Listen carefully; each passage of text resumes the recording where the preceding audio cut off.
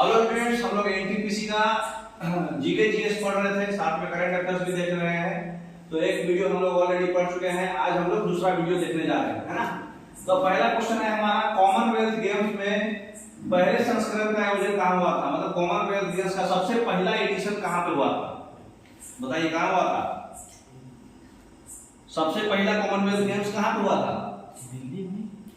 Hamilton में हुआ था। देखिए और भी डिटेल्स पढ़ लेते हैं। सबसे पहला जो है हैमिल्टन में हुआ था, कनाडा, है ना। कनाडा का राजधानी है हैमिल्टन, अरे ओटावा होता है। कनाडा का राजधानी ओटावा, और कनाडा में एक सिटी है, फेमस सिटी है हैमिल्टन। 1930 में स्टार्ट हुआ था, और ये 22वां जो है अभी जो रिसेंट में 2022 में हुआ है, 22वां जो है बर्मिंघम में हुआ है। अब 2026 में होगा, एवरी 4 इयर्स में होता है। 22वां जो है बर्मिंघम यूके में हुआ है। भारत जो है 4th पोजीशन लाया था उसमें, बर्मिंघम में, कॉमनवेल्थ गेम्स में। टोटल 61 पदक जीता था भारत। ऑस्ट्रेलिया जो है टॉप पे रहा है ना। ऑस्ट्रेलिया जो है 22 गोल्ड लाया था, अरे सॉरी, भारत जो है 22 गोल्ड जीता था। और इंग्लैंड, ऑस्ट्रेलिया टॉप पे रहा है, इंग्लैंड सेकंड पे रहा है, और कनाडा थर्ड पे रहा है। जो गोल्ड जितना ज्यादा जीतता है उसको उसी हिसाब से पोजीशन दिया जाता है। तो इंडिया जो है 22 गोल्ड जीता है, इंडिया 4th पोजीशन पे था। ऑस्ट्रेलिया 40 गोल्ड जीता था, इसलिए फर्स्ट पोजीशन पर। नेक्स्ट तो और अगला कहां होगा? 2022वां जो है बर्मिंघम में हुआ है। अगला कहां होगा? दिल्ली में इंडिया में कब हुआ था? 2010 में हुआ था, ठीक है। इंडिया में 2010 में हुआ था, और ये क्या हुआ था? 19th, है ना, 19th वाला था ये। और 2026 में जो है ऑस्ट्रेलिया में होने वाला था, लेकिन वो मना कर दिया, उसके पास फंड का कुछ प्रॉब्लम है। तो अभी वो ग्लासगो में होने वाला है, स्कॉटलैंड। ऑस्ट्रेलिया विक्टोरिया में होने वाला था। अगर 1 महीना पहले आप करंट अफेयर्स पढ़ते तो ऑस्ट्रेलिया मार के आते, लेकिन अब वो मना कर दिया है, वो ग्लासगो में अब है, स्कॉटलैंड में, ठीक है। दिल्ली वाले में इंडिया ने 101 पदक जीता था। 101 आदमी जो मतलब शुभ अंक होता है, 101 जीता था। किसी को पंडित को दक्षिणा दिया जाता है तो 101 रुपया दिया जाता है। दिल्ली में जब हुआ था 2010 में तो 101 पदक जीता था इंडिया। और इसमें बर्मिंघम वाले में करंट में कितना पदक जीता है? 61 पदक, है ना। और अगले वाला जो है ग्लासगो में होगा। नेक्स्ट तो हैमिल्टन समझ गए, सबसे पहला हैमिल्टन है। अगला क्वेश्चन है, which of the following autobiography of Kapil Dev? Kapil Dev का कौन सा ऑटोबायोग्राफी है? हम लोग जो है देख लेते हैं, इसमें 6 ऑप्शन दिया है, 6 देख लेते हैं किसका किसका है ना। तो अनब्रेकेबल किसका है? मैरी कॉम। मैरी कॉम फाइटर है, जानते हैं, बॉक्सर। तो अनब्रेकेबल जो है मैरी कॉम का है। वाइड एंगल किसका है? अनिल कुंबले का। वाइड एंगल क्रिकेटर है अनिल कुंबले। और एस अगेंस्ट द ऑड्स ये किसका है? सानिया मिर्जा। ऑड्स से याद रखिए, ऑड्स, इंडिया पाकिस्तान से शादी की थी, odds. Sania Mirza odd player. Playing to be, Saina Nehwal badminton की खिलाड़ी है, और सबसे पहली खिलाड़ी है जो ओलंपिक में गोल्ड मेडल जीती थी, मतलब पदक जीती थी। पहला पदक जो जीता है ओलंपिक में बैडमिंटन में, वो साइना नेहवाल जीती है। कोई भी मतलब शुरुआत यही की है। वन डे वंडर्स किसका है? सुनील गावस्कर का। One day wonders Sunil Gavaskar. और स्ट्रेट फ्रॉम द हार्ट, सीधा हार्ट की ओर, ये किसका है? कपिल देव का, ठीक है।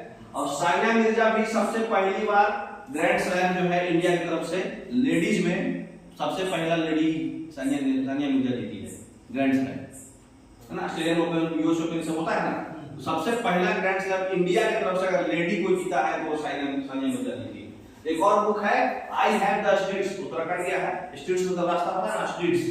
आई हैव द स्ट्रीट्स जो है आर अश्विन का बुक है। ये भी अभी करंट 2024 का है, इसलिए बता दिया गया है आपको, ताकि ये इंपॉर्टेंट है। I have the streets, streets मतलब रास्ता, हमारे पास रास्ता है ना। तो आर अश्विन का है, रविचंद्रन अश्विन जो है ना, क्रिकेटर। तो बुक याद रखिएगा। Who was the first viceroy of British India? बताइए, ब्रिटिश इंडिया का पहला वाइसरॉय कौन था? क्लाइव जो है गवर्नर ऑफ बंगाल है, first governor of Bengal. Lord Canning है, कैनिंग, ठीक है। तो बंगाल का पहला गवर्नर जो है क्लाइव है, कैनिंग जो है पहला वाइसरॉय है ना। और विलियम बेंटिंक जो है पहला गवर्नर जनरल है, ठीक है। तो कौन कैसे कैसे बना था ये भी आपको याद रखना है। क्लाइव जो है पहला गवर्नर कब बना था? क्लाइव जो है 1757 में बैटल ऑफ प्लासी हुआ था। बैटल ऑफ प्लासी में सिराजुद्दौला था बंगाल की तरफ से, सिराजुद्दौला को हराया था रॉबर्ट क्लाइव, तो उस समय क्लाइव को बंगाल का पहला गवर्नर बनाया गया था। ठीक है। दूसरा जो है कैनिंग, भारत का पहला वायसराय कैसे बना? 1857 में रिवोल्ट हुआ था, रानी लक्ष्मीबाई थी, ईस्ट इंडिया कंपनी के साथ लड़ाई हुआ था। 1857 में बहुत जगह लड़ाई हुआ था, तात्या तोपे, नाना साहेब, वीर कुंवर सिंह, है ना। तो सब जो 1857 में लड़ाई हुआ था, ईस्ट इंडिया कंपनी उस समय खत्म हो गया। तो ईस्ट इंडिया कंपनी खत्म होने के बाद 1858 में गवर्नमेंट ऑफ इंडिया एक्ट आने लगा। गवर्नमेंट ऑफ इंडिया एक्ट आने लगा, उससे पहले चार्टर एक्ट आता था। तो 1858 में गवर्नमेंट ऑफ इंडिया एक्ट आया, उस समय को पहला वायसराय बनाया गया रॉबर्ट कैनिंग को, लॉर्ड कैनिंग को। विलियम बेंटिक जो है पहला गवर्नर जनरल कैसे बने हैं? विलियम बेंटिक जो है पहला गवर्नर जनरल बने हैं 1833 में, चार्टर एक्ट आया था, है ना। 1833 के चार्टर एक्ट के बाद ये बने, है ना। तो हर एक का पीछे हिस्ट्री है। वारेन हेस्टिंग्स बंगाल के पहले गवर्नर जनरल है। ये बंगाल के पहले गवर्नर कौन है? Robert Clive. बंगाल के पहले गवर्नर जनरल कौन है? Warren Hastings. और भारत के पहले गवर्नर जनरल कौन है? इंडिया का विलियम बेंटिक। और वायसराय कौन है? कैनिंग। तो ये कब बने थे? इसके पीछे क्या कहानी है? बंगाल के पहले गवर्नर जनरल 1773 में रेगुलेटिंग एक्ट आया था, उसके बाद बने थे। हर के पीछे कहानी है। वारेन हेस्टिंग्स का रेगुलेटिंग एक्ट है, विलियम बेंटिक का 1833 का चार्टर एक्ट है, और लॉर्ड कैनिंग का 1857 का लड़ाई है, और क्लाइव का 1757 बैटल ऑफ प्लासी का लड़ाई है। हर एक के पीछे हिस्ट्री है बनने का। ये चारों ऑप्शन आपको याद रहना चाहिए। नेक्स्ट, अब आपको बताना है 2011 का सेंसस में क्या क्या हाईएस्ट लोएस्ट क्या क्या है। आपको टोटल 6 चीज है, इसमें 4 चीज दे दिया है, 7 चीज है, 3 चीज छोड़ दिया है, वो भी हम लोग देख लेंगे। 2011 सेंसस का थीम क्या था? आवर सेंसस आवर फ्यूचर, है ना। हमारा सेंसस हमारा फ्यूचर है। तो देखिए सबको देखते जाएंगे कौन कौन कितना था। तो कमिश्नर कौन है? 2011 के सेंसस के जो कमिश्नर थे उनका नाम था चंद्रमौली। क्या नाम था? चंद्रमौली। सेक्स रेशियो में सबसे ज्यादा केरला था। कितना था? 1084, 1084 केरला का था, और सबसे कम था हरियाणा का 879। अगर वो पढ़ लिख के जॉब नहीं करे तो 1000 में से 879 जाएगा, कितना बचेगा? 121 लड़के अनमैरिड रहेंगे, है ना। तो 879 मतलब 1000 लड़कियां में 879, 1000 लड़कों में 879 लड़कियां हैं, और केरला में 1000 लड़कों में 1084 लड़कियां हैं। तो सेक्स रेशियो में केरला हाईएस्ट पे है और हरियाणा लोवेस्ट पे है। अगर लिटरेसी देखा जाए, साक्षरता देखा जाए, उसमें भी केरला हाईएस्ट है, 94% है। लेकिन सबसे लोवेस्ट कौन है? बिहार 62%, है ना। अगर पॉपुलेशन देखा जाए, जनसंख्या, यूपी जो है सबसे हाईएस्ट है 16.51%। पुडुचेरी नहीं है, कहां पुडुचेरी है? यूपी पहले जो पढ़ रहे हो पढ़ते जाऊंगा। वो यूपी जो है जनसंख्या में, यूपी जो है 16.51% है, और सबसे कम जनसंख्या किसका है? 0.05% सिक्किम का, है ना। और डेंसिटी के मामले में पॉपुलेशन डेंसिटी क्या होता है? 1000 किलोमीटर स्क्वायर में आपका कितना आदमी रह रहा है ना। तो सबसे ज्यादा यूनियन टेरिटरी भी इंक्लूड करते हैं तो दिल्ली सबसे ज्यादा है, 11,000 से भी ज्यादा 1 किलोमीटर स्क्वायर में, 11,000 से भी ज्यादा लोग रहते हैं दिल्ली में। और बिहार में अप्रॉक्स 10,000 के आसपास, है ना। तो अगर स्टेट लेंगे तो बिहार, और यूनियन टेरिटरी भी इंक्लूड करेंगे तो दिल्ली, है ना। और अगर स्टेट लेंगे तो यहाँ पे अरुणाचल प्रदेश, उसमें मात्र 17 है, 1 किलोमीटर स्क्वायर में 17 लोग हैं, है ना। अब एक कुछ और चीज हम देख लेते हैं, पॉपुलेशन ग्रोथ रेट, वृद्धि दर। तो पॉपुलेशन ग्रोथ रेट जो है सबसे ज्यादा मेघालय का है, बहुत तेजी से ग्रोथ हो रहा है मेघालय में, और सबसे कम नागालैंड का है, निगेटिव ग्रोथ रेट है, मतलब पहले से और घट गया है पॉपुलेशन नागालैंड में, है ना। तो ग्रोथ रेट अगर एरिया वाइज बात किया जाए तो एरिया जो है सबसे ज्यादा राजस्थान का है और सबसे कम गोवा का है। ये तो आपको पता है, राजस्थान का एरिया बहुत ज्यादा है और गोवा का सबसे कम एरिया है इंडिया में, ठीक है। नेक्स्ट, चंद्रमौली इसके आयुक्त हैं, भी याद रखिएगा, इससे क्वेश्चन आने का चांस रहता है ना।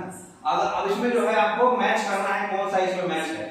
देखिए पहला है battle of Plassey. Battle of Plassey 1757 में हुआ था, 1657 में नहीं, हल्दी घाटी जो है 1576 में हुआ था, है ना।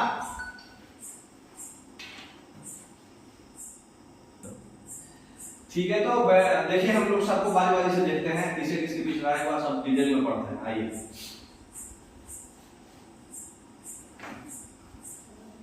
Battle of Plassey. Battle of Plassey east India company और बंगाल के बीच हुआ था। सिराजुद्दौला थे वहां। वो 23 जून 1757 को हुआ था। 23 जून हम क्यों बता रहे हैं, हम पागल नहीं है, एग्जाम में बहुत बार पूछा है, सिर्फ 1757 नहीं पूछा है, डेट भी पूछ दिया है। तो 23 जून भी एग्जाम में पूछता है, आपको याद रखना है। 23 जून को प्लासी का लड़ाई हुआ था। ठीक है, अगला जो है हल्दी घाटी का लड़ाई जो है 1676 नहीं 1576 में हुआ था। 1576 में महाराणा प्रताप और अकबर के बीच हुआ था राजस्थान में। ये कोई नहीं जीता था। महाराणा प्रताप और राजस्थान में जो लड़ाई हुआ था उसमें कोई नहीं जीता था। महाराणा प्रताप जो है हार माने नहीं, और अकबर जो है बहुत स्ट्रॉन्ग आदमी था, तो वो भी हार नहीं माना, है ना। हालांकि महाराणा प्रताप का मतलब पलड़ा घट गया था, लेकिन वो भी हार मानने से नहीं थे, हार नहीं माने वो, है ना। समझ गया। अगला क्वेश्चन है हमारा बेदारा का युद्ध। बेदारा का युद्ध ईस्ट इंडिया कंपनी और डच कंपनी में हुआ है। डच कंपनी जीती, हार गया था। ये 1759 में हुआ है, सही है ना। वेस्ट बंगाल में आता है। और दूसरा है बैटल ऑफ राक्षस तांडी। ये 1665 नहीं 1765 है, और ये वेस्ट बंगाल में लड़ाई हुआ था। इसके बारे में तो इस बुक में इसमें नहीं समझ में आ रहा, अगले में देखते हैं। राक्षस तांडी का जो लड़ाई है, इसको हम लोग बंदी हट्टी का लड़ाई भी बोलते हैं, ताली कोट्टा का भी लड़ाई बोलते हैं। ये 1565 में था। 1565 में था। ये किसके किसके बीच हुआ था? विजयनगर और अहमदनगर, गोलकुंडा और बीजापुर एक तरफ से था, हैदराबाद, है ना। बीजापुर, गोलकुंडा, अहमदनगर सब हैदराबाद में है, कर्नाटक में है, तो ये साउथ इंडिया। और विजयनगर किंगडम, ये दोनों के बीच लड़ाई हुआ था। इसमें हार कौन गया था? विजयनगर। तो इसमें ऐसे एग्जाम में आया था एसएससी में कि विजयनगर की पतन कौन से लड़ाई में हुआ था। तो ये 1565 में राक्षस तांगड़ी या फिर बंदी हट्टी या फिर ताली कोट्टा, ठीक है, इसके बीच हुआ था। नेक्स्ट अगला क्वेश्चन है कि एक आर बराबर कितना जूल, ये बताइए। ये तो सिंपल क्वेश्चन है। एक हॉर्स पावर में 746 वाट होता है, किलोवाट में नहीं, है ना। और एक कैलोरी में 4.184 जूल, ये सही है। और एक टाइम में 10 टू द पावर 5 नहीं, एक न्यूटन में 10 टू द पावर 5 टाइम होता है। ये अगर टाइम पूरा है तो -5 हो जाएगा। और एक जूल में 10 टू द पावर 7 आर होता है, ये उल्टा बोला है, ये -7 हो जाएगा, है ना।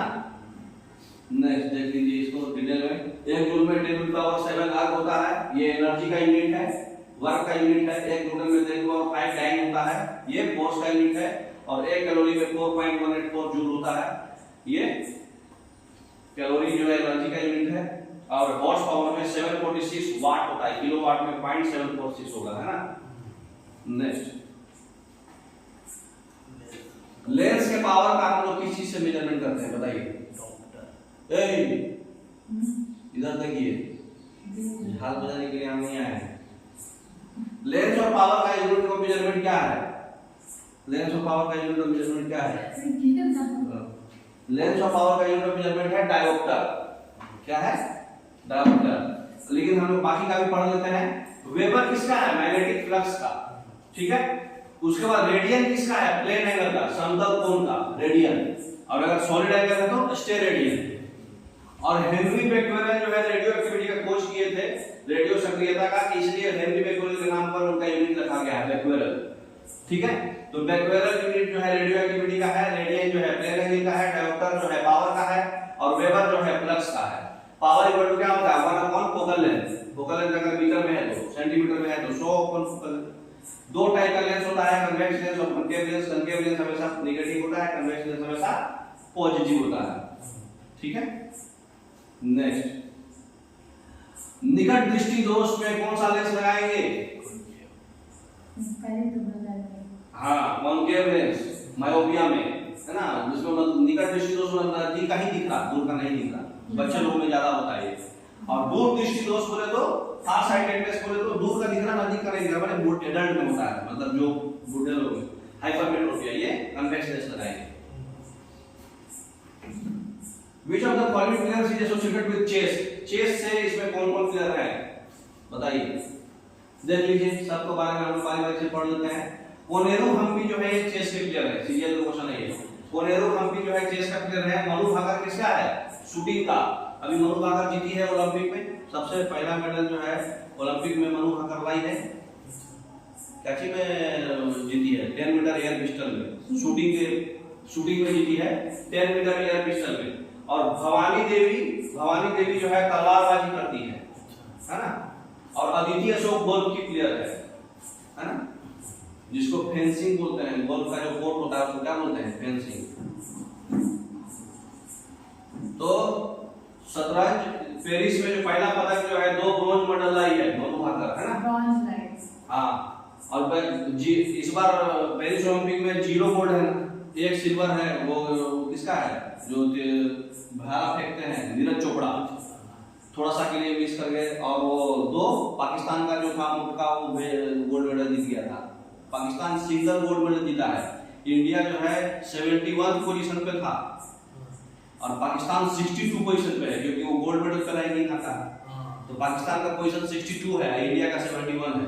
जबकि पिछला वाला जो ओलंपिक, इस बार जो पेरिस ओलंपिक हुआ था 24 का, 2020 का ओलंपिक टोक्यो में हुआ था, उस समय 48 पोजीशन पे था इंडिया। इस बार गोल्ड नहीं जीता ना, इसलिए नहीं हुआ। तो 2 ब्रोंज जो है, टोटल 5 ब्रोंज जीता है इंडिया और 1 सिल्वर जीता है ना। तो ब्रोंज में मनु भाकर जीती है 2 ब्रोंज, है ना। और शतरंज में और भी कौन कौन खिलाड़ी है शतरंज के? वैशाली रमेश बाबू, डी मुकेश, आर प्रज्ञानंद, अर्जुन एरेगसी, ये सब लोग जो है शतरंज के प्लेयर हैं। ठीक है, तो इस सबका नाम अगर सुनेंगे तो आप शतरंज मारेंगे। Which of the following example is based on the law of conservation of momentum? Momentum के कंजर्वेशन के हिसाब से कौन सा बताइए? A passenger falling forward when the bus brakes suddenly अगर बस आगे की ओर आगे मुड़ जाता है, क्यों? Law of inertia, first law of motion, है ना। Newton first law of motion कहता है कि कोई बॉडी अगर रेस्ट में है तो रेस्ट में रहेगा, और मोशन में है तो मोशन में ही रहेगा, unless and until unbalance force कुछ अप्लाई ना हो उस पर। तो ये अचानक से ब्रेक मारा तो अनबैलेंस फोर्स हो गया, मोशन में जा रहा था, अनबैलेंस फोर्स हुआ तो छूट जाएगा आगे की ओर।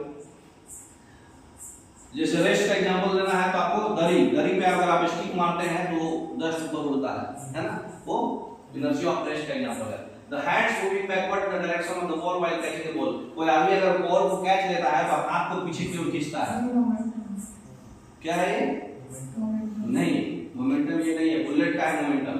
तो every action every equal and opposite reaction, ये हैंड बैकिंग फोर्स। जब आदमी बुलेट गन चलाता है तो ऐसे मारता है तो इसको पीछे से रिक्वायर होता है, धक्का लगता है। तो वो every action equal and opposite reaction momentum की वजह से आता है, थर्ड लॉ ऑफ मोशन। ये किसका है? ये भी इनर्शिया की वजह से ही आ रहा, इनर्शिया को कम कर रहा हो पीछे की ओर, सेकंड लॉ ऑफ मोशन है यहाँ पे। Force power mass into acceleration, force को कम कर रहा है, एक्सेलरेशन को कम कर रहा है। Breaking, the fruits breaking and falling down when the tree is second, पेड़ को हिलाने में फ्रूट्स गिर जा रहा है, इनर्शिया ऑफ रेस्ट, है ना। रेस्ट में था, अनबैलेंस फोर्स किए तो मोशन में आ गया, गिर गया।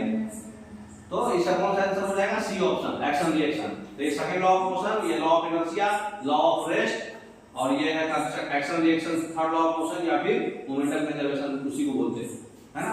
संवेग संरक्षण। मोमेंटम का फॉर्मूला क्या होता है? मोमेंटम का फॉर्मूला होता है मास इनटू वेलोसिटी, है ना। मास इनटू जी इनटू एच क्या होता है? पोटेंशियल एनर्जी, स्थितिज एनर्जी, हाफ एम वी का क्या होता है? गतिज ऊर्जा, काइनेटिक एनर्जी, और मास इनटू वेलोसिटी, फादर बराबर मां। फादर बराबर मां क्या होता है? फोर्स बराबर mass into acceleration, second law of motion. ठीक है, कोड है वो, फादर बराबर मां। Which of the following book is written by the Gangadhar Tilak? बाल गंगाधर तिलक के द्वारा कौन सा बुक लिखा गया है बताइए? सारे बुक इंपॉर्टेंट है, जितना भी the Arctic home of Vedas, है ना। कौन है? आर्टिक होम ऑफ वेदास, ठीक है, आर्टिक होम ऑफ वेदास। और गीता रहस्य जो है ये मांडले जेल में लिखे थे, बर्मा में, है ना। अच्छा, आनंद मठ को लिखा है बंकिम चंद्र चटर्जी। वंदे मातरम जो राष्ट्रीय गीत है हमारा, वो बंकिम चंद्र चटर्जी आनंद मठ में लिखे हैं। द गोल्डन थ्रेशोल्ड कौन लिखा है? सरोजिनी नायडू, है ना। Golden threshold Sarojini Naidu. India divided कौन लिखा है? Doctor Rajendra Prasad. India struggle कौन लिखा है? डॉक्टर सुभाष चंद्र बोस, है ना। और इंडिया अनरेस्ट कौन लिखा है? वैलेंटाइन सिरोल। वैलेंटाइन सिरोल बोला था कि इंडिया जो है अनरेस्ट है और इसका मेन वजह कौन है? बाल गंगाधर तिलक, है ना। बहुत डरते थे बाल गंगाधर तिलक, मतलब मॉडरेट में एक्सट्रीमिस्ट में आते थे, गरम दल में थे ये।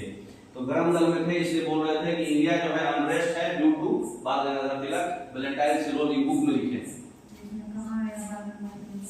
बाल गंगाधर तिलक के बारे में बोले कि इंडिया अनरेस्ट बाल गंगाधर तिलक की वजह से है। वैलेंटाइन सिरोल बाल गंगाधर तिलक बता दो, ये आर्टिक होमा विराज, आर्टिक होमा विराज बाल गंगाधर तिलक लिखे हैं। गीता रास बाल गंगाधर तिलक लिखे हैं मांडे जेल में। आनंद मठ बंकिम चटर्जी लिखे हैं। गोल्डन थ्रेशोल्ड सरोजिनी नायडू लिखी है। इंडिया डिवाइडेड राजेंद्र प्रसाद लिखे हैं। इंडिया स्ट्रगल सुभाष चंद्र बोस लिखे हैं। और इंडिया अनरेस्ट वैलेंटाइन सिरोल लिखी है। वैलेंटाइन सिरोल रशिया की है, आयरलैंड की तरफ से, और वही बोली थी कि इंडिया अनरेस्ट क्यों है? ड्यू टू बाल गंगाधर तिलक, उस बुक में लिखी है। नेक्स्ट, वैलेंटाइन सिरोल ने किसे भारतीय शांति का जनक बोला? बाल गंगाधर तिलक को। Father of India unrest. अच्छा बताइए, पद्मा सुब्रमण्यम जो है पद्म विभूषण, पद्म भूषण अवार्ड कब ली है और कौन से क्लासिकल डांस के लिए ली थी? पद्मा सुब्रमण्यम बहुत ही इंपॉर्टेंट है। पद्मा सुब्रमण्यम, वैजयंती माला, ये सब जो है अभी पद्म विभूषण मिला है। टोटल 5 लोगों को भारत रत्न मिला है और 5 लोगों को पद्म विभूषण मिला है, जिसमें कि पद्मा सुब्रमण्यम भी है जिसको पद्म विभूषण मिला 2024 में, है ना। लेकिन इनको पूछ रहा है कि पद्म भूषण कब मिला है? यामिनी कृष्णमूर्ति को भी पद्म विभूषण मिला है। फिर आपका वो यामिनी कृष्णमूर्ति, फिर ये पद्मा सुब्रमण्यम, वैजयंती माला, ये सब भरतनाट्यम के बहुत फेमस कलाकार हैं। 2024 में इनको मिला है। 2023 में इनको पद्म विभूषण मिला था। तो क्वेश्चन विभूषण नहीं पूछा है, भूषण पूछा है। तो भूषण कब मिलेगा? 2003 में। क्वेश्चन ध्यान से पढ़ना है क्या पूछ रहा है। तो पद्मा सुब्रमण्यम को 2003 में पद्म भूषण मिला था, लेकिन 2024 में पद्म विभूषण मिला है। वो सेकंड लार्जेस्ट होता है, भारत रत्न के बाद वही है ना। तो भारत रत्न जो है फर्स्ट होता है। ये भरतनाट्यम का बहुत बड़ी क्लासिकल डांसर है। और पद्म भूषण जो है यामिनी कृष्णमूर्ति, ये इससे भी ज्यादा इंपॉर्टेंट है। यामिनी कृष्णमूर्ति अभी मर गई, इससे रिसेंटली एक्सपायर हुई है, निधन हुआ इनका। लेकिन इनको पोस्टुमसली, मतलब आफ्टर मरने के बाद इनको पद्म विभूषण दिया गया है। और ये 2001 में इनको पद्म भूषण भी मिला था और 2016 में इनको पद्म विभूषण मिला था। समझ में आ रहा? 2016 में पद्म विभूषण मिला था और 2001 में पद्म भूषण मिला था। यामिनी कृष्णमूर्ति अभी रिसेंटली एक्सपायर की है, ये करंट अफेयर में भी आएगा। लेकिन पद्मा सुब्रमण्यम को 2024 में मिला है पद्म विभूषण, और 2003 में पद्म भूषण मिला था। ठीक है। नेक्स्ट, राइडर कप किस खेल से रिलेटेड है बताइए? राइडर कप बैडमिंटन है जी, golf golf, sorry, very good. Ryder cup golf, ठीक है। तो फुटबॉल से कौन कौन कप है? Durand cup, Santosh trophy, BC Roy trophy, Roberts cup. अब क्रिकेट से कौन कौन है? Irani trophy, Deodhar trophy, Duleep trophy, CK Naidu trophy, Ranji trophy. तो रोबर्ट्स कप, सुब्रतो कप भी आपका फुटबॉल है ना। बैडमिंटन से अगले वाले में पढ़ लेते हैं हम लोग। बैडमिंटन से कौन कौन है? Kuber cup, Thomas cup, Narang cup, Sudirman cup, है ना। विजय हजारे कप भी क्रिकेट से है। तो विजय हजारे, सीके नायडू, रणजी, दिलीप, देवधर, ईरानी, ये सब क्रिकेट से है। Durand cup, Santosh cup, BC Roy trophy, Roberts cup, Subroto cup football से है। और गोल्फ में राइडर कप। गोल्फ का कौन सा? टाइगर वुड्स, है ना।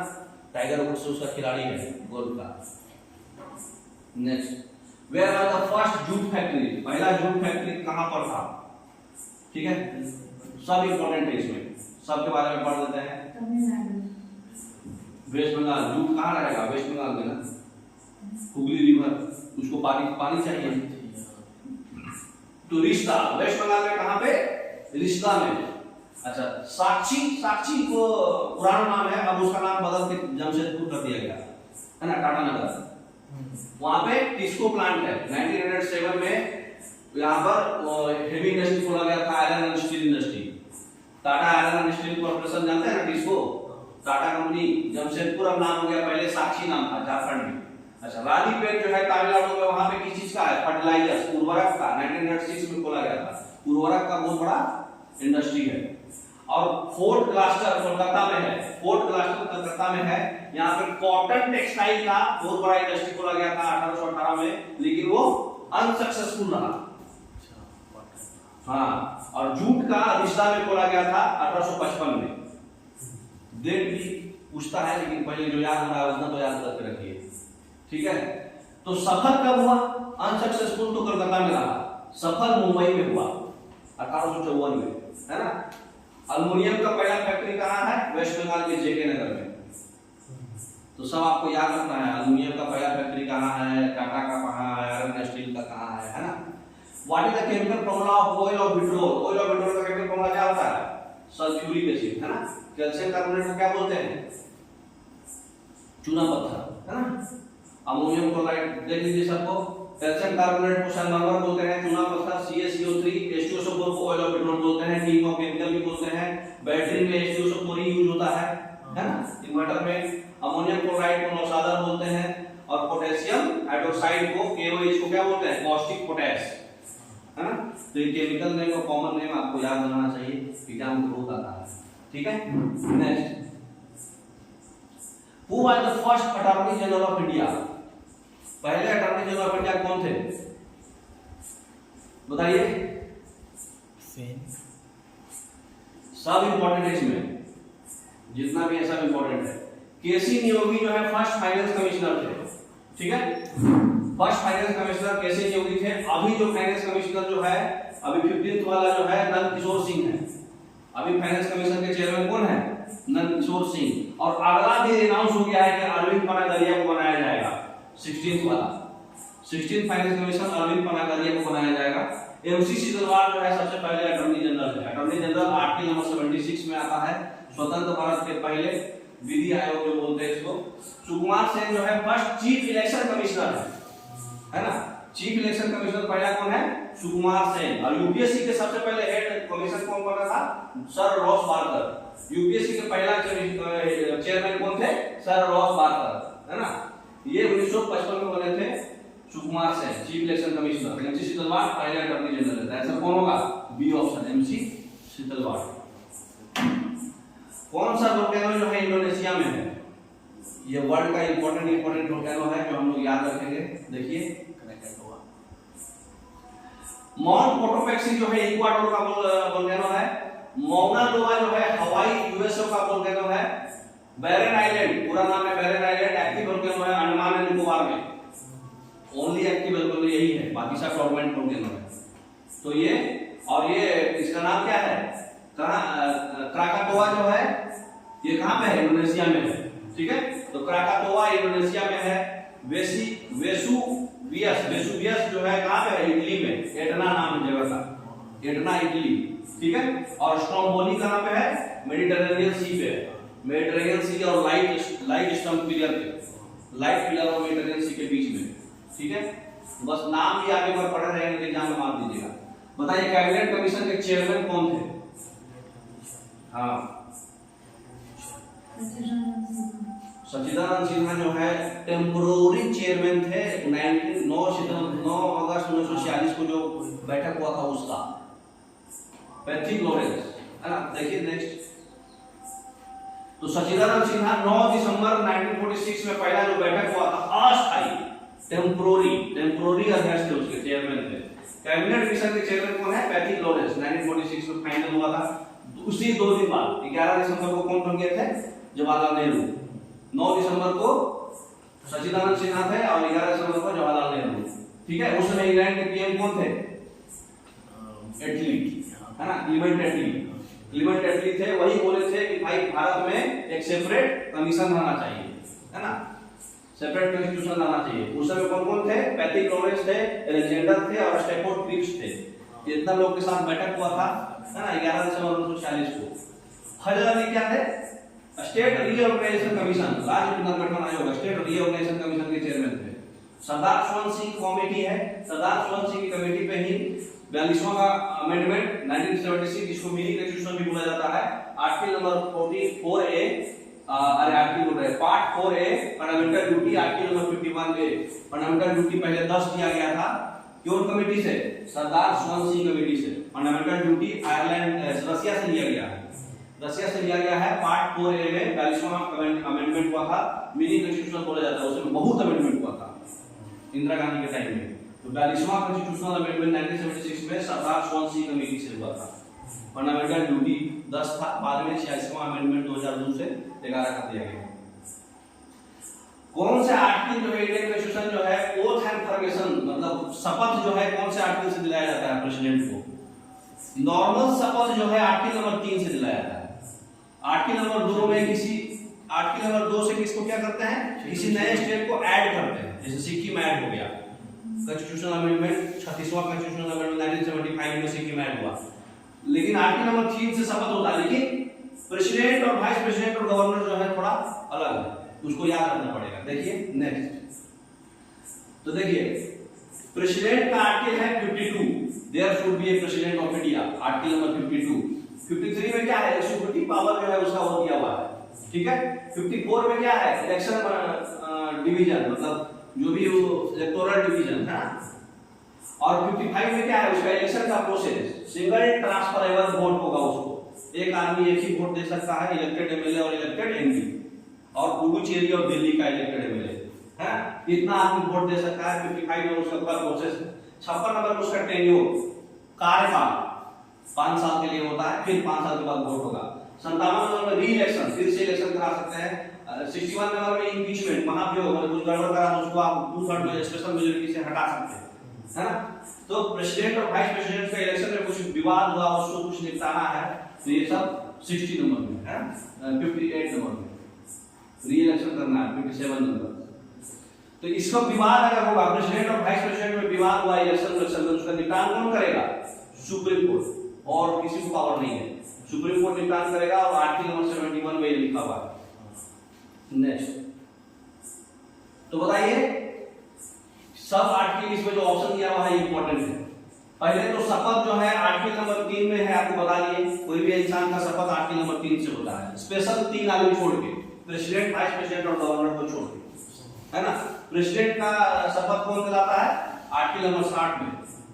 वाइस प्रेसिडेंट में आर्टिकल नंबर 69, बाकी में 99 है। और गवर्नर का आर्टिकल नंबर 159। समझ में आया? कौन दिलाएगा शपथ? प्रेसिडेंट को चीफ जस्टिस ऑफ इंडिया, और गवर्नर को कौन दिलाएगा? हाई कोर्ट का चीफ जस्टिस। आर्टिकल नंबर 72 क्या होता है? पार्डनिंग पावर ऑफ प्रेसिडेंट, मतलब किसी का अगर मान लो फांसी का सजा है तो उसको सजा को क्षमा करके ऊपर कैद कर सकता है या फिर 15 साल कर सकता है, मतलब उसको क्षमा करने का पावर सिर्फ और सिर्फ प्रेसिडेंट को है। और ये पावर आर्टिकल नंबर 72 में है। आर्टिकल नंबर 85 में क्या है? संसद जो है, जो बैठक होता है, उसका शुरुआत और उसका एंड, पार्लियामेंट का जो बैठक है उसका शुरुआत, सत्र का आबूत मतलब शुरुआत, और सत्र का अवसान मतलब एंड, समापन।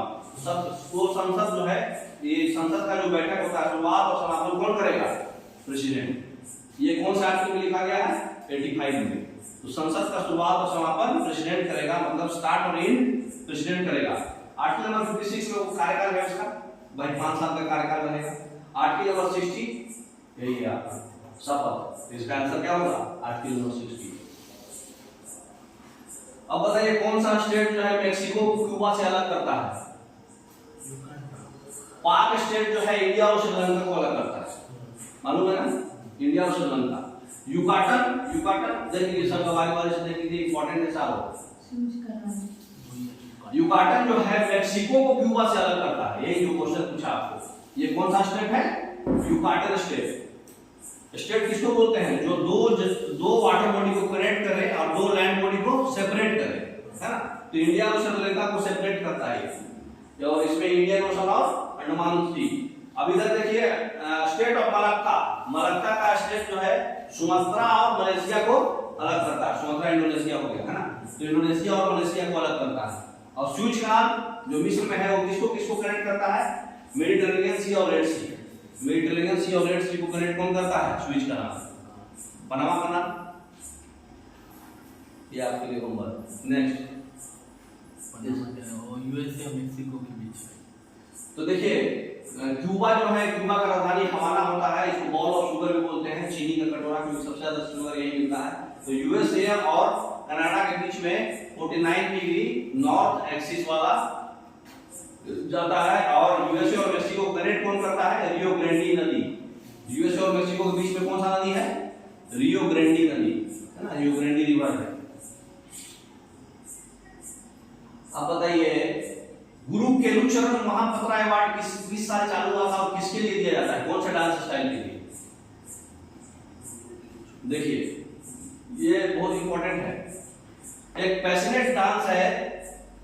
सबसे पहले याद रखिए कि भारतनाट्यम बहुत इंपॉर्टेंट है। भारतनाट्यम को हम स्मार्ती नाट्यम, दासी अट्टम भी बोलते हैं। ये तमिलनाडु का डांस है, जानते हैं ना? भारतनाट्यम तमिलनाडु का डांस है। भारतनाट्यम के इंपॉर्टेंट कलाकार कौन कौन है? रुक्मिणी देवी, पद्मा सुब्रमण्यम 2024 में जिनको पद्म विभूषण मिला, अभी बताया आपको, और 2003 में पद्म भूषण भी मिला है ना? और बैजंती माला, ये भी अभी बताएं, इनको भी पद्म विभूषण मिला है।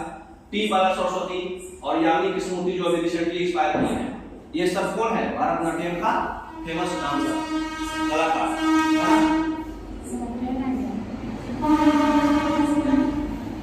अब देखिए, जो अभी रिसेंटली एक्सपायर की है यामिनी कृष्णमूर्ति, ये भारतनाट्यम और कुचिपुड़ी दोनों का मिश्रण है ना। नेक्स्ट, तो आप बताइए, भारतनाट्यम जो है इसमें पढ़ लिए। भारतनाट्यम में आप क्या बोलते हैं, थोड़ा डिटेल आपको दे दिया। सत्रिया क्या होता है? सत्रिया 2000 में चालू हुआ था। भारतनाट्यम में 8 आदमी के बारे में आपको पढ़ा दिए। तो ये क्वेश्चन क्या पूछ रहा है?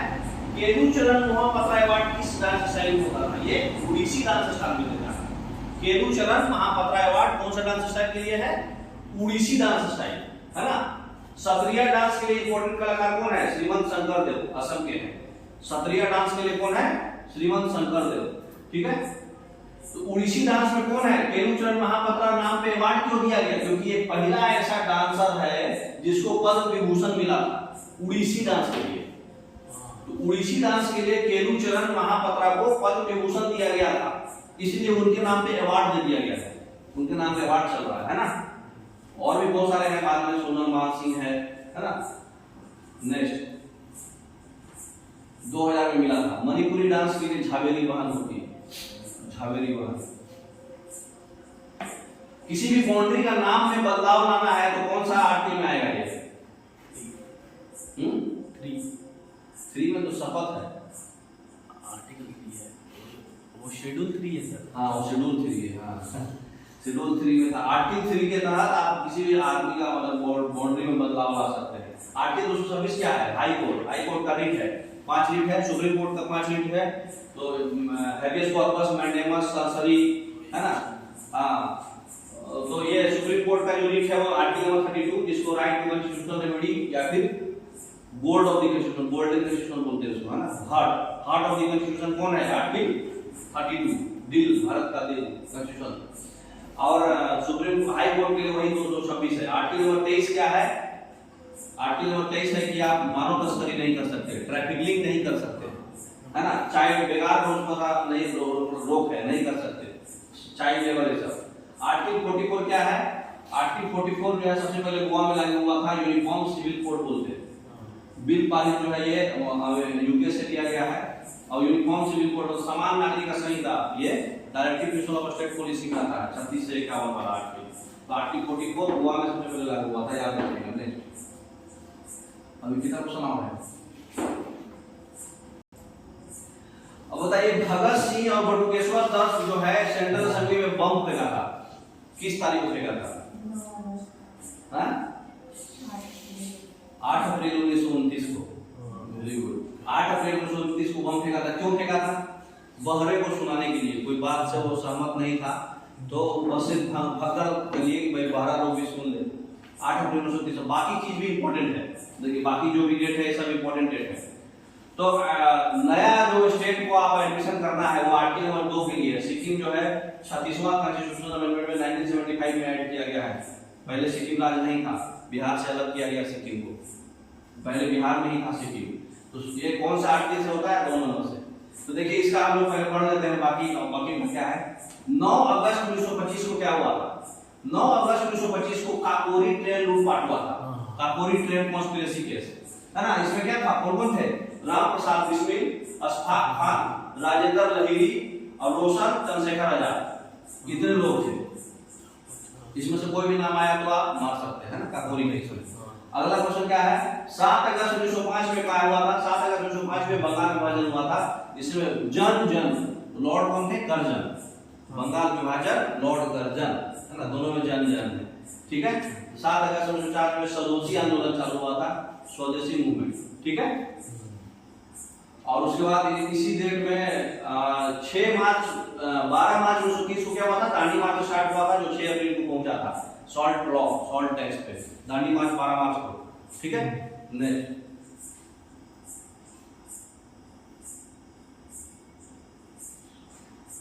पब्लिक सेफ्टी बिल का विरोध करने में ये हुआ था, है ना, बम क्यों फेंका गया था, पब्लिक सेफ्टी बिल को विरोध करने के लिए बम फेंक दिया गया था 8 अप्रैल 1929 को। ये बताइए कौन सा रिवर महाराष्ट्र में होता है, पढ़ा चुके हैं आपको, गोदावरी, ऑलरेडी ये हम लोग पढ़ा चुके हैं पिछले कल वाले क्लास में, है ना।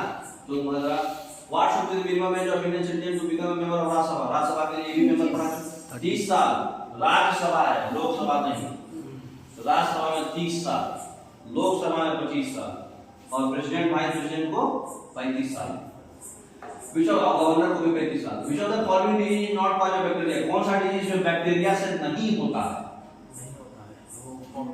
तो बैक्टीरिया का कोड क्या है, पंडित का टिक न्यू है, पंडित का टिक न्यू है। पंडित बोले तो पी से प्लेग, डी से डिप्थेरिया, टी से ट से ट्यूबरकुलोसिस, और का से काली खांसी, जिसको लंग्स डिजीज बोलते हैं, ब्लैक खांसी, और टिक बोले तो टेटनस, न्यू बोले तो न्यूमोनिया, और है बोले तो हैजा। पंडित का टिक न्यू है, अगर इतना बीमारी का नाम आ रहा है तो बैक्टीरिया से है। कौन कौन बीमारी, प्लेग, डिप्थेरिया, टीबी, काली खांसी जो लंग्स अफेक्ट होता है, डिप्थेरिया में आपका सांस करने का अफेक्ट हो जाता है, प्लेग में काली मौत बोलते हैं उसको, और टेटनस जो है टाइफाइड है, और फिर न्यू से निमोनिया है से हैजा है ना। हैजा में क्या अफेक्ट होता है, आपका इंटेस्टाइन, आंत अफेक्ट होता है, और आपका कुष्ठ रोग जो है, फिर टाइफाइड को टेस्ट कौन सा होता है, विडाल टेस्ट, है ना। तो आपका इसमें से कौन कौन है बताइए, कुष्ठ रोग है, ये प्लेग है, टाइफाइड है ना, कौन नहीं है, मंकी पॉक्स नहीं है ना। मंकी पॉक्स जो है वायरस से होता है, ठीक है। ग्लोबल हेल्थ इमरजेंसी कोंगो में सबसे पहली बार देखा गया है monkey pox, Congo Republic country में मंकी पॉक्स सबसे पहले देखा गया था, ग्लोबल हेल्थ इमरजेंसी में आया था, ये डीएनए वायरस से होता है। तो पंडित का टिक न्यू है। जीवाणु का खोज कौन किया, बैक्टीरिया का खोज कौन किया है, एंटोने ल्यूवेनहोक, जो लाइट सेल्स का भी खोज किए हैं, है ना, 1674, हाँ, एंटोने ल्यूवेनहोक बैक्टीरिया का खोज किए हैं। अब बताइए कौन सा बुक जो है हर्षवर्धन लिखे हैं इसमें से, बताइए, ये तो इंपॉर्टेंट क्वेश्चन है, मतलब फेमस क्वेश्चन है। हर्षवर्धन कौन सा बुक लिखे हैं, कादम्बरी, हर्षचरित, बाणभट्ट, है ना, ये सब हर्षवर्धन लिखे। अष्टाध्यायी कौन लिखा है, पाणिनि, संस्कृत का व्याकरण पाणिनि, है ना। कृष्णदेवराय जो है कौन से भाषा में लिखा गया है, तेलुगु भाषा में, और प्रियदर्शिका जो है नागानंदी, रत्नावली, ये सब जो हर्षवर्धन का बुक है, सॉरी कादम्बरी नहीं, कादम्बरी हर्षचरित का बुक है, हर्षचरित का बुक है कादम्बरी, हर्षवर्धन का बुक है प्रियदर्शिका, नागानदा और रत्नावली, 3 बुक है हर्षवर्धन का, रत्नावली, नागानदा और प्रियदर्शिका, ठीक है। अब ये कौन लिखे हैं, ये अमुक्त मालयालम कौन लिखे हैं, कृष्णदेवराय, कौन से भाषा में, तेलुगु भाषा में। तो कृष्णदेवराय क्या लिखे हैं, अमुक्त मलयालम। कादम्बरी कौन लिखा है, हर्षचरित, जो बाणभट्ट बोलते हैं, कादम्बरी और हर्षचरित कौन लिखा है, बाणभट्ट, और अष्टाध्यायी कौन लिखा है, पाणिनि, संस्कृत ग्रामर कौन लिखा है, पाणिनि, है ना। नेक्स्ट ये बताइए कौन सा क्लास को चार्कोजेन बोलते हैं, ग्रुप 1 को क्या बोलते हैं, लैंथेनोइड्स, क्या बोलते हैं, अल्कली मेटल्स, ग्रुप 2 को अल्कलाइन अर्थ मेटल्स, ग्रुप 16 को बोलते हैं चार्कोजेन, ग्रुप 17 को बोलते हैं हैलोजेन, ग्रुप 18 को बोलते हैं नोबल गैसेज, इनर्ट गैसेज, है ना। नेक्स्ट तो ये अल्कली मेटल्स है, क्षारीय धातु, और इसमें एक्सेप्शन है हाइड्रोजन, लिथियम, सोडियम, पोटेशियम, ये सब जानते होंगे आप। टोटल अभी तक 118 एलिमेंट्स पाया गया है। हेनरी मोसले खोज किए थे पेरियोडिक टेबल, पहले जो है एटॉमिक मास पे था, उसका खोज कौन किया था? मेंडली खोज किया था एटॉमिक मास के बेसिस पे। बाद में एटॉमिक नंबर के बेसिस पे कौन लाया? मोसले। उनका बेसिस जेड पे था, उनका बेसिस ए पे है, एटॉमिक मास पे। तो हेनरी मोसले जो है 1913 में खोज किया। टोटल 118 एलिमेंट है, जिसमें कि 18 ग्रुप है और 7 पीरियड है। जानते हैं आप लोग? ग्रुप 17 को हैलोजन बोलते हैं, फालतू में कल्लू बदल इनर्ट है, क्लोरीन क्लोरीन आयोडीन के साथ। ग्रुप 18 जो है इनर्ट गैस, जीरो गैस, सक्रिय गैस, जानते हैं सर, जो रिएक्शन नहीं करता है, helium, neon, argon, krypton, xenon, ये सब जो है इनर्ट गैस है ना। नेक्स्ट हाइड्रोजन, आपका हाइड्रोजन का खोज कौन किया? हाइड्रोजन का खोज किया है कैवेंडिश। कौन खोज किया है? कैवेंडिश। कैवेंडिश बोले चाहे कैवेंडिश। और ऑक्सीजन का खोज पिछले ही क्लास में बताया आपको, प्रिस्टले किए हैं, प्रिस्टले। और हाइड्रोजन का खोज कैवेंडिश किए हैं। बताइए आर्टिफिशियल स्वीटनर कौन है इसमें से?